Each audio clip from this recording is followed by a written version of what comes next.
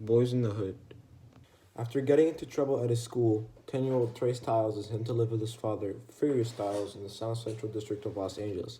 His dad is determined to raise his son with self-respect and self-worth and to teach him how to be a man, but it is evident that it will not be an easy task in a neighborhood where crime and drugs are everywhere. 7 years later, Trey is a mature 17-year-old who has stayed out of trouble while living in Los Angeles, unlike his friend Doughboy, who is a member of the Crip gang and has went to jail multiple times. Doughboy's half-brother, Ricky, hopes that a football scholarship for college will be his way out of the hood.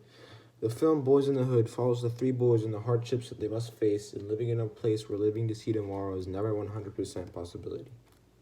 Alright, first of all, I fell in love with this movie as soon as I watched it. If I was working at Rotten Tomatoes, I'd probably give it like a 95 to 100%. Overall, the tone of the movie was kind of bittersweet, where like some of the characters would be progressing in their future, but they could easily die at any second because there was all the gang violence and all the gun shootings and all that. The bittersweet tone where like anybody could die at any second was like set in stone as soon as the movie starts. Some of the performances in Boys in the Hood were really amazing. For example, Ice Cube, he played a character named Doughboy. Doughboy is a gang member, but he's not the typical cliche gang member.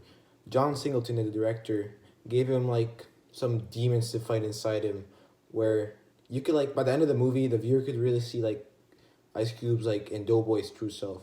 Cuba Gooding Jr. also did an amazing job of playing Trey Styles, a teen who must always say no to the gang and violence-related stuff happening around him, and the viewer could really see how he had to fight the pressure in all the world around him. Oh, and how could I forget Trey's father, Furious Styles, played by The Matrix's Lawrence Fishburne. Lawrence Fishburne played the role of teaching young Trey Styles how to survive in the world, and he helped educate him to be a better man. A viewer could really see how hard it was for his character to accomplish his goals. Lawrence Fishburne also played a bit of a philosopher scholar role where like he could like drop pure knowledge on Trey or his friends. Also, fun fact, the director, John Singleton, actually chose not to tell the actors when like fake shots would get fired. So the reactions of hearing the shots in the movie are like 100% genuine, and the viewer could easily notice that, and it adds to the effect of the movie. Something I've got to give major props to is the film score in the movie. It was something that was done that I still think about to this day. In the movie, anytime I was about to get shot at, some loud, almost like violent, like saxophone playing would play in the background. The saxophone playing occurred a couple of times. When it happened, my adrenaline level like went through the roof. Like you could just like feel it. You're like, yup, we're gonna get shot at.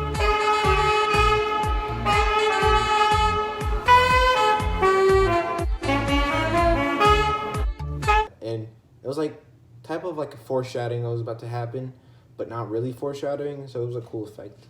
To conclude this review, I could see how this movie started the whole conversation about the hood in the 20th century. John Singleton made a masterpiece where you could see the humanity and could see like an x-ray in their daily lives in the hood and how they progress in the future. If you haven't seen this movie, I highly recommend you watch it. Peace.